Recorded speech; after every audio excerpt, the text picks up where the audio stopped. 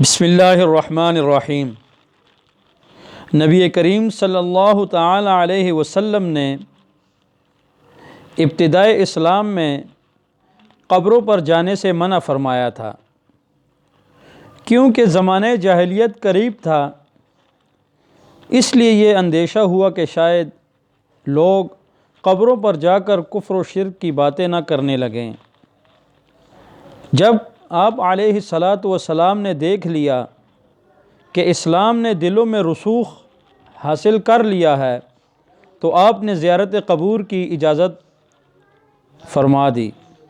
لہذا تمام علماء کے نزدیک قبروں کی زیارت مستحب ہے، کیونکہ قبروں پر جانے سے دل میں نرمی آتی ہے، موت یاد آتی ہے اور دل و دماغ اس عقیدے پر پختہ ہوتے ہیں کہ یہ دنیا فانی ہے اور اس عالم کے علاوہ ایک اور عالم ہے جہاں جانا ہے، اور وہاں جا کر اس عالم کے ایک ایک عمل کا حساب دینا ہے۔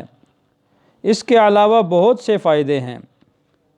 پھر سب سے بہتر فائدہ یہ بھی ہے کہ قبروں پر جانے سے مردوں کے لیے رحمت و مغفرت کی دعا کا موقع ملتا ہے، جو سنت ہے۔ چنانچہ منقول ہے کہ نبی کریم صلی اللہ تعالی علیہ وسلم جنت البقیع تشریف لے جاتے اور وہاں کے مردوں پر سلام پیش فرماتے اور ان کے لیے دعائے مغفرت فرماتے۔ قبروں پر جانے کے کچھ آداب اور احکام ہیں جو شریعت نے بتائے ہیں۔ مثلاً جب کوئی شخص دعائے مغفرت و ایصال ثواب کی خاطر قبر پر جائے تو وہاں صاحب قبر کے منہ کے سامنے اس طرح کھڑا ہو کہ منہ تو قبر کی طرف اور پشت قبلے کی طرف ہو۔ قبر پر پہنچ کر صاحب قبر کو سلام پیش کرے،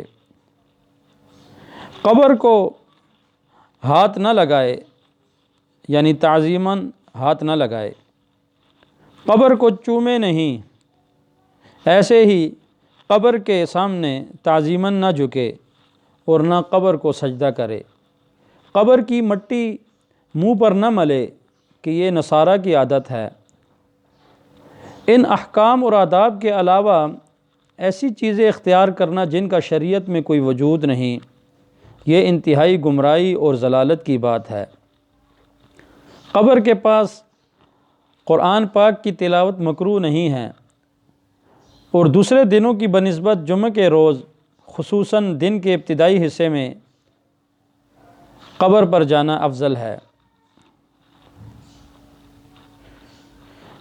حضرت ابن عباس رضی اللہ تعالی عنہ راوی ہیں کہ ایک مرتبہ نبی کریم صلی اللہ علیہ وسلم مدینہ کے قبرستان سے گزرے تو آپ قبروں کی طرف متوجہ ہو کر آپ نے فرمایا کہ اے قبر والو، تمہاری خدمت میں سلام پیش ہے، اللہ ہماری تمہاری مغفرت فرمائے، تم ہم سے پہلے پہنچے ہوئے ہو اور ہم بھی تمہارے پیچھے آنے والے ہیں۔